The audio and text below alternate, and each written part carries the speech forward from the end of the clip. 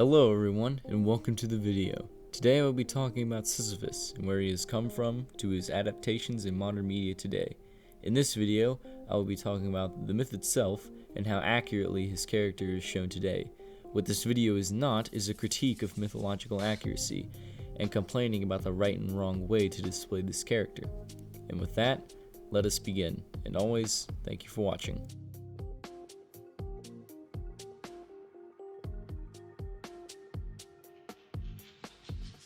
Sisyphus is a character that needs no introduction, although it does seem that people know more about the concept of Sisyphus rather than the myth itself. So before I get into his image today, let's go over his beginnings. King Sisyphus was the ruler of a city in Rome named Corinth. He was a terrible tyrant. He often killed his visitors to demonstrate his power and seduced his niece. Zeus, the king of the gods, once kidnapped a water nymph named Aegina, which enraged her father, Sisyphus, a river god. Zeus had flown by Corinth, and Sisyphus asked Sisyphus where Zeus had taken her. Sisyphus agreed to tell him, but only if Sisyphus made a spring in their city. The god agreed, and Sisyphus told him where Zeus had gone. This enraged Zeus so much that he ordered Thanatos, the god of death, to chain him up in the underworld so that he would not cause any more problems with him. When Thanatos found Sisyphus, Sisyphus asked him how the chains of death work. While demonstrating, Sisyphus placed Thanatos in his own chains. With Thanatos strapped, no souls could pass to the underworld, so no one was dying. During this time, Ares, the god of war, was in a battle, and noticed that no one was dying. Because of this, he proclaimed that war was no longer fun because nobody could die. Ares eventually found Thanatos, and freed him from his chains to continue on his battle. Once Thanatos was freed, Sisyphus' fate was sealed. Before he died, he asked his wife to throw his body in the river, which she did. Sisyphus eventually found himself face to face with Persephone, the queen of the underworld, and he said that he did not receive a proper burial, and he asked if he could seek revenge on his wife.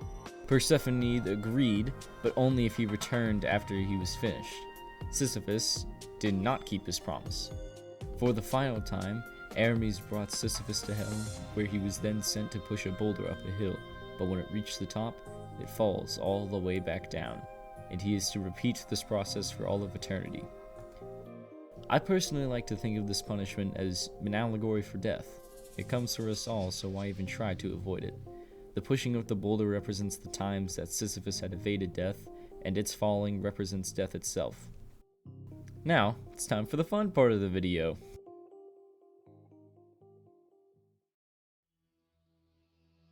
Hades is an indie roguelike published by Supergiant Games in December of 2018.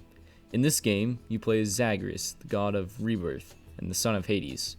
Your goal is to leave the underworld and find your mother, Persephone, the queen of the underworld. Along the way, you gain the help of the Olympian gods and the denizens of hell. One of these sinners that can assist you is Sisyphus. Sisyphus in this game is extremely kind and courteous to the young god, a far cry from his mythological counterpart. Though, to be fair, the writers of this game did take a lot of liberties when it comes to character.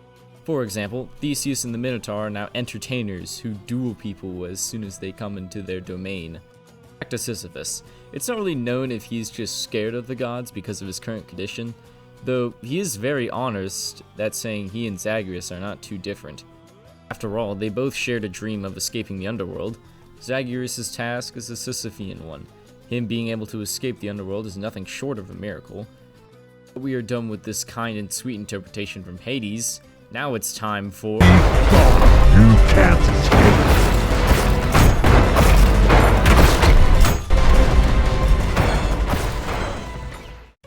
Ultrakill is a game where you kill stuff. No way, really?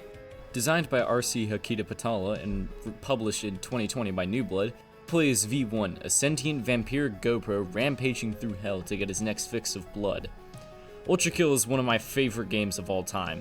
One of my favorite parts of the game is the characters. There isn't much dialogue in the game, but even with that, Hakita manages to fit so much character in these moments. Of course there is some lore in the terminal entries, but if you take that away, you still get an interesting, complex characters. Which brings us to him. Sisyphus is the current strongest boss in the game, being held in P2 Weight of the World, which is a pun which parallels to Atlas, but never mind that. This level is a grueling gauntlet to get to the gate of the gruesome general of the Greed Layer. The reason for this being that Sisyphus has a very strong soul, but what does that mean?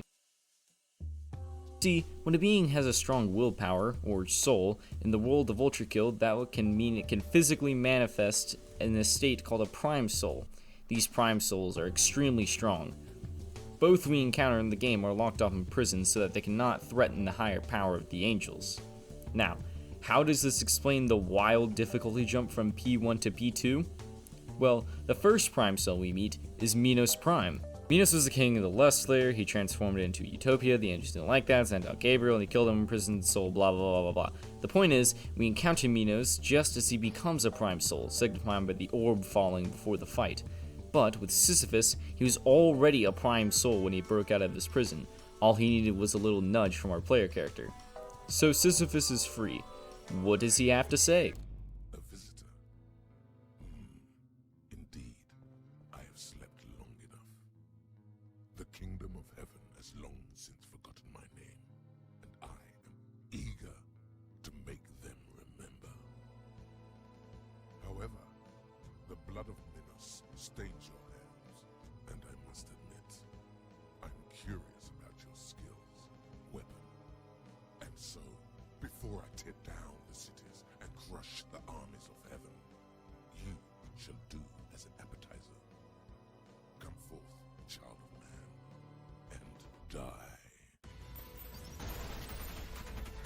Okay, I'm not gonna lie, it sounds a little bit of like a you problem. Be gone!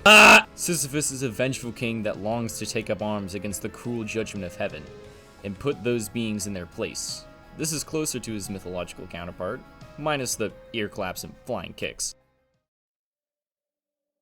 Sisyphus is one of my favorite characters in all of mythology. His premise of the absurd is one that has intrigued me for years. I hope you've enjoyed my ramblings, and hey, if you want to hear more, I'll sometimes be live at youtube.com/IHitPeopleWithABottle, so come visit me there. Thank you for watching, and have a great rest of your day.